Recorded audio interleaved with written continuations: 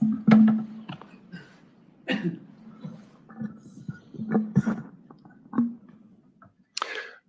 morning and welcome. I'm Chris Ronayne, Cuyahoga County Executive.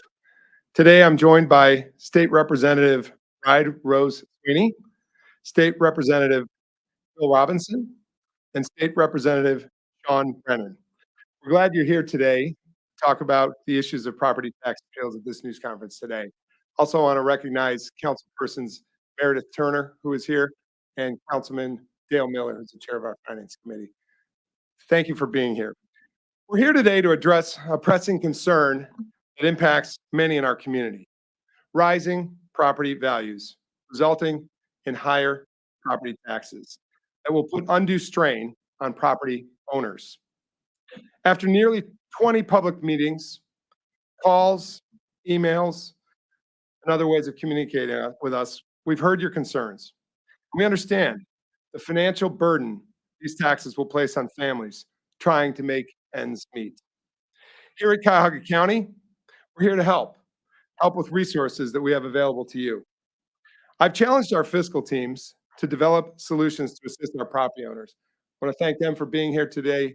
Michael Chambers, our county fiscal officer, Brad Cromas, our treasurer, Ron O'Leary, our Board of Revisions director, and Katie Gallagher, our chief operations officer. This is the team that's helping with solutions. Coming this fall, a locally funded program to provide assistance to our most vulnerable taxpayers, particularly our senior citizens experiencing tax delinquency. This program will direct assistance for paying property taxes and housing counseling services to ensure taxpayers have the tools to stay on path to financial stability. Other helpful resources include homestead exemption, easy pay, and owner occupancy credits, to name a few. Cuyahoga County wants to work with the residents of Cuyahoga County on payment plans and payment options. We want to work with you, so come visit us or call us with your questions. Cuyahoga County is one of 5 counties that offer informal challenges in this process. And there's still time for residents to submit their property valuation challenges. The deadline is this Friday, August 30th, 3 days from now. If you think your valuation is too high, tell us. You can also submit online at cuyahogacounty.gov. You can drop off your challenge in person, and you can also mail it as long as it's postmarked by this Friday, August 30th. As a reminder, a 30% increase in value does not necessarily mean a 30% increase in your taxes. Again, valuation increase does not mean tax increase. Our work doesn't stop here. We're committed to finding ways to help alleviate the tax burden, which means going to where it all started, Columbus. It's why I'm glad to be joined today by our state representatives who are doing something about this problem, but they need help across the board from the state delegation.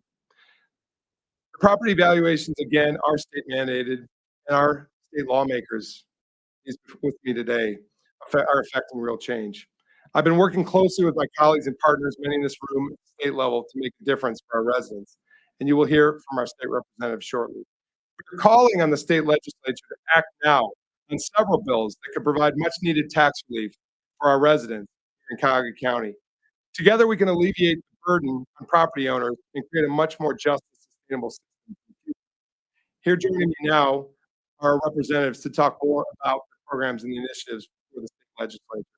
It's my pleasure to introduce Representative Rose Sweeney here at the podium. Thank you, Bride. Good morning, everyone. I am State Representative Rose Sweeney, the representative for the 16th House District and the western portion of Cuyahoga County. I am so grateful to County Executive Ronayne for doing everything within his power to get help for the residents of our county. I know that there is not one elected official at any level that has not heard directly from the people that they represent about how terrified they are about their ability to pay for these likely unprecedented increases in their property taxes. Who have looked at the people that they represent who said, I'm afraid that I'm going to be taxed out of our home because of the government. While it's exemplary what the county is doing, it shouldn't have to be that way. Let me be crystal clear. Not only is the property crisis we are facing a direct result of the legislature's failure to act, it is also the direct result of the legislature's intentional policy platform to shift the burden of property taxes to working families, to middle-class Ohioans, and to our senior citizens. As Ohio lawmakers who are solely responsible for creating the Ohio tax system, lawmakers have been fighting to lower your property taxes and create a more fair system that doesn't constantly rely on property tax owners to pick up the tab. We're here today to call on state leaders in Columbus to get serious about actually helping the people that we represent. Now, it's important to understand why this is a problem. People's taxes are going up because their home values are increasing. However, because your home value increases does not mean that Ohioans all of a sudden have more money in their pockets. Ohio's tax system should ask people to pay their fair share, but it shouldn't arbitrarily overburden them because of the whims of the housing market. At the end of the day, high property taxes are a choice. It is a choice that the state roll back, it's a choice to eliminate the state rollbacks that used to pay for a portion of our local property taxes. It's a choice to not pay its fair share of our local schools, meaning most of our local schools are forced to go to the ballot, increasing our local taxes. It's a choice for the state to create loopholes so that those who can afford expensive lawyers can get out of paying taxes, while we know that the everyday Ohioan is absolutely not afford that same luxury. And it is absolutely a choice to do nothing about it. A choice that the majority party in Columbus that has had control for more than a decade has decided. Instead of prioritizing long overdue property taxes in this last budget, which, as the ranking member of the Finance Committee, we offered homestead exemption, we offered property tax relief at every turn and was denied. Instead, Columbus decided to meddle in our income taxes that left most Ohioans with no change at all, or a change you could barely see, and even some of our lowest income residents saw an increase in their income taxes. With that decision that has possibly jeopardize our state revenues, could have doubled our property tax that we offer today. Do not let any politician look at you in the eye and say that we do not have the money to pay for property tax relief with the state. The so-called solutions that have seen any traction in Columbus have only given us a false choice. And that choice is Columbus is saying, if you want property tax relief, that may jeopardize the teachers in your school district or school programs. If you want property tax relief, that could come at feeling safe in your community because your local levies or your first responders are going to give your city less. If you want tax relief, it will mean more levies on your ballot. And if your community approves them, it means your taxes will overall increase. I want to be very clear, that is a false choice. At the state for property tax relief now. We can expand the homestead exemption, we can freeze property taxes for our seniors, and we can offer circuit breakers to get Ohioans relief now, while we work on a long-term solution to clean up the mess that is our property tax system. And all of this does not have to come at the expense of our first responders, of our schools, or our parks. This shouldn't be a Democrat versus Republican debate. There are red states that have these exact same proposals that haven't voted for a Democrat in over a decade. Each of these proposals, each one of them that would have real relief for Ohioans would cost less than 1% of the overall state's budget. In a state that passed $90 billion of hard-working Ohioans' money, it's a drop in the bucket. If other states can figure it out, so surely can Ohio too. And it is a choice Ohio is going to make if we do nothing. It doesn't have to be this way. It is possible to still get something done before these increases come into effect, and that is what we're doing here today. We actually have good partners in the legislature. Each one of the proposals I have mentioned actually have a Republican, a bipartisan support on that. The problem is we don't have enough. I've seen us pass bills in the middle of the night with no debate. I watched as our governor has called us into special elections for much less. It is time for the state legislature to actually do its job and help Ohioans now. And with that, I pass it over to my colleague, Representative Phil Robinson.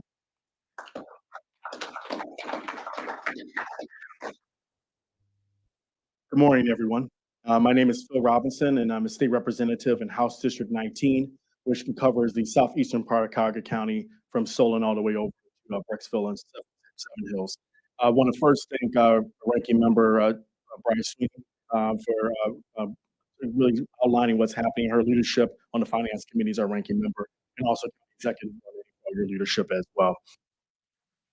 The state has long neglected to properly fund Ohio public schools. As many of you already know, not once, not twice, not three times, but four times until recently, the Supreme Court said the way that we were funding public schools was unconstitutional. This neglect led to higher property taxes, and schools had to do more with less, and also led to us having to end up having levies all across the county, across the state. Now, in the state constitution, for those who may not be familiar, there's very few things that are explicitly stated in there. One of them is around our public schools. And to quote, thorough and efficient system of common schools is one of the state legislature's few explicit responsibilities spelled out in the Ohio Constitution. When I started in the state legislature back in 2019, there was effectively no public school funding formula in place. State amounts were frozen, districts were either capped or loosely guaranteed funding, and state aid for students was disconnected from the real cost of what it costs to educate a child. And the funding was heavily dependent on local property taxes. Now, Ohio's funding system has been broken, unfair, and unpredictable for decades. But in the 134th General Assembly, with a bipartisan group who led by Representative Rose Sweeney and Representative Jamie Callender, we were able to finally get historic school funding formula passed in the state legislature. Before that, schools had to rely more on property taxes when the state pays less, and it resulted in communities having to pay more. And either you were caught in two different worlds. If you were a community who did well, then you found yourself being overtaxed. If you were a community who didn't have a lot of resources, you had underfunded and under-resourced schools. And just to really double down on that example, you had Solon, where my wife and I live with our two children. In 2018, we had a levy. Now, this is a school that's ranked in the top 3 in the state every single year. Yeah, we had to pass a levy for operating, for other costs, just to continue to provide that education. And then you have the city of Cleveland schools, even after they had tremendous gains over the last decade, we're having to find themselves having to now to go back to the ballot box in order to have another levy. That is not sustainable.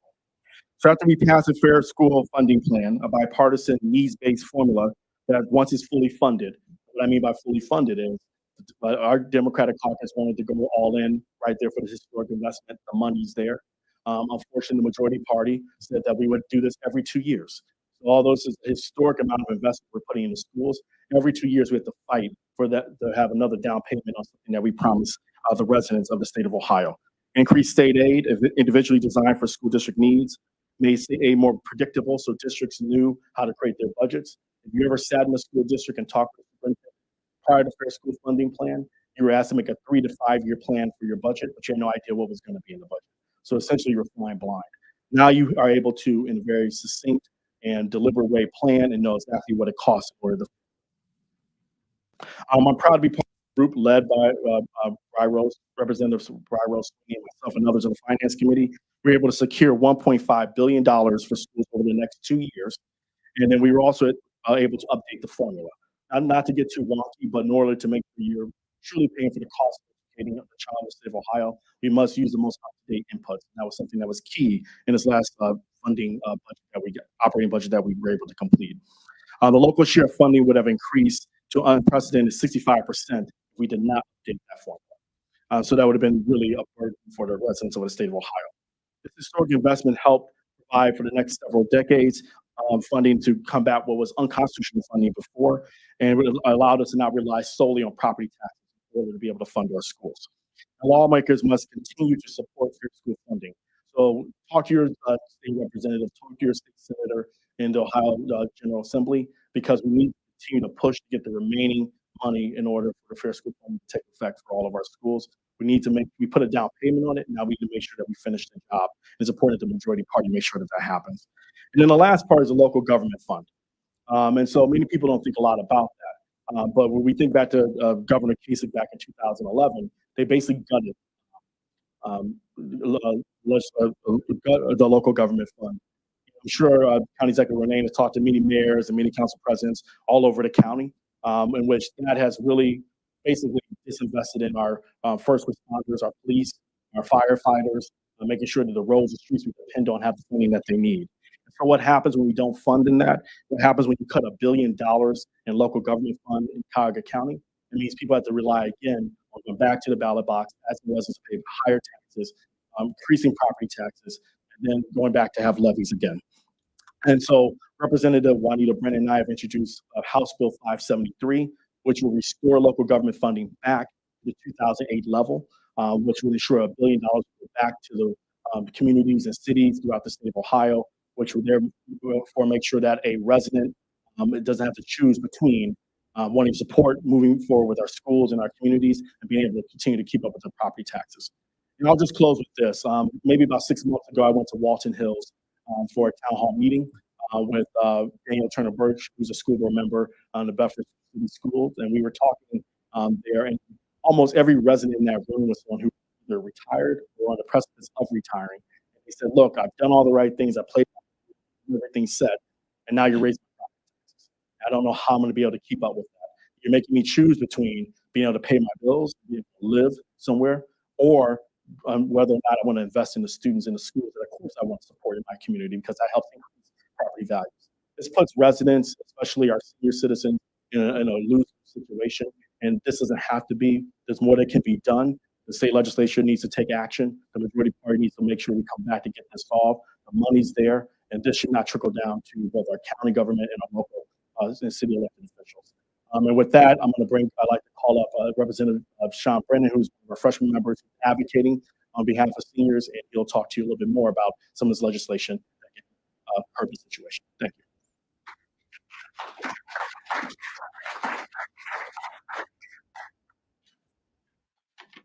Good morning, everybody.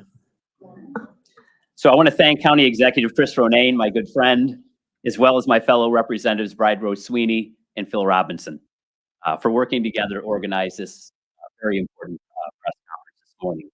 I'd also like to thank Mayors Tim DeGeeter of the City of Parma, Mayor Marie Gallo of Parma Heights, Cleveland Mayor Justin Bibb, and all of the council members from those cities for working tirelessly for their residents. Our efforts working together helped our communities get back on their feet with no loss of life following the recent storms, and that's something we should all be proud of. I just wanted to mention that. As a homeowner myself, as well as a former middle school and high school teacher in the Brecksville-Broadview Heights City Schools for about 3 decades, a member of Parma City Council for 2 decades, and now a state representative for Parma Heights and West Park.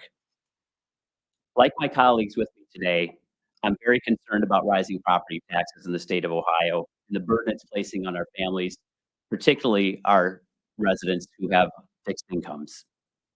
It breaks my heart when a resident calls my office to tell me they don't know how they're going to be able to stay in their home or apartment with all the rising costs. I recall when I was a little boy, my dad left us, and my mom lost our house because she couldn't afford to pay the house payment and property taxes on her department store income. It's my experience watching my single mom struggle to keep food on the table and a roof over our head that informs why I went to Columbus to serve you. Unfortunately, over the years, the state has cut its commitment to help fund local services, as you just heard from Representative Robinson and Representative Rose Sweeney, to the tune of tens of millions of dollars to the cities I serve alone. The state has also passed numerous unfunded mandates onto our local governments.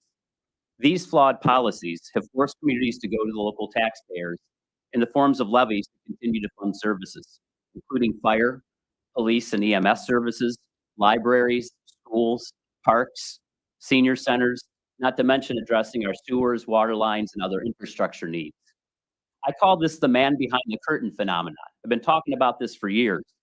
You see, Columbus can collect our taxes, cut our local government funds, and tell our local governments to do more without giving them the money to do it, with simply the flourish of a pen, giving the public the impression that our school districts and cities are not using their funds wisely because they have to go to the taxpayers to fund the services that you need, that you deserve, and that you expect.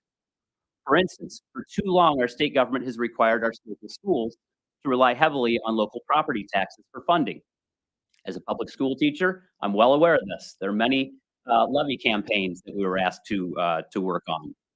I've always said that this scheme unfairly pits homeowners and senior citizens against our children, which is not a naturally adversarial relationship. Folks I speak to want to do their part, pay their fair share to help the next generation. But with rising costs, it's becoming way too difficult. In my short 20 months serving in the state legislature, I've been very vocal about the state providing more funding to our local communities and property tax relief for Ohio's residents, as well as speaking out against these unfunded mandates on our local governments, which the public in many cases is not even aware of. I have worked hard to forge effective relationships with colleagues on both sides of the aisle, just like Representative Sweeney and Representative Robinson. We've made some strides, but clearly more needs to be done. In fact, Representative Sweeney, Robinson, and I support multiple proposals that would provide property relief to those we serve. For instance, House Bill 187, also known as the Homeowners Relief Act, would modify the way counties calculate property taxes by weighing property values for the past 3 years rather than just one. This averaging would help protect homeowners from large increases as a result of property valuation adjustments occurring in just 1 year. This bill would also provide more local control over determining property valuations, but I won't get into the weeds on that. Other proposals include several bills that would expand the homestead exemption for our seniors. When Governor Strickland expanded the homestead exemption in 2007, and I think everybody, but maybe a couple of you might remember that, it exempted $25,000 of a home value, and there was no income guidelines on that. Today, 17 years later, I was just with the former governor this last week. What an honor it was to be with him. Now it simply exempts $26,200, and there's a very low income threshold for it, which exempts a lot of our seniors from being able to take advantage of it. On a positive note, the three of us voted to adjust the homestead to match annual inflation. However, Columbus needs to do more to keep up with the increase in property values that we're seeing. That's why we stand ready to work across the aisle, and you've heard it from all three of us today, to pass legislation that expands the homestead exemption to cover an additional 75,000 seniors and raises its value to $40,000, providing nearly $250 million in targeted relief for the most vulnerable. And that's a bill that was put forward by our good colleague, Representative Dan Troy, who represents part of Cuyahoga County and a portion of Lake County. We also support HB 263, which you may know is known as the 70/70 plan. This would freeze property taxes for residents age 70 and older who make less than $70,000. HB 645, which is known as the circuit breaker bill, that would provide a $1,000 rebate to homeowners and renters whose property taxes or rents, and I want to say that, or rents, because we hear from a lot of renters as well. And I know, I hear from folks who say, renters don't pay property taxes. I was a former renter. I know I pay property taxes. Anybody in the room that pays rent knows you pay property taxes and your rents are. Senior citizens, in particular in my district, calling me, telling me they don't know how they're going to afford their rent because their rents just went up at $150 a month. I mean, I've been on the phone in tears with some of these folks because they just don't know how they're going to do it. This would provide nearly $1 billion in relief. And as Representative Sweeney mentioned, do we have the money? It's a choice. And I think it's a choice, not a naturally occurring thing. It would provide $1 billion in relief for over 1.3 million middle-class homeowners and renters throughout the state of Ohio. That would be real relief for the people. I stand with my colleagues here today and remaining committed to working with both my Democratic and Republican colleagues at the State House to provide relief to our current and retired hardworking Ohioans. We hear you. We care about you very much. I want you to know that. And we're going to fight like hell for you to stay in your homes and stay in your apartments. I love you all. God bless.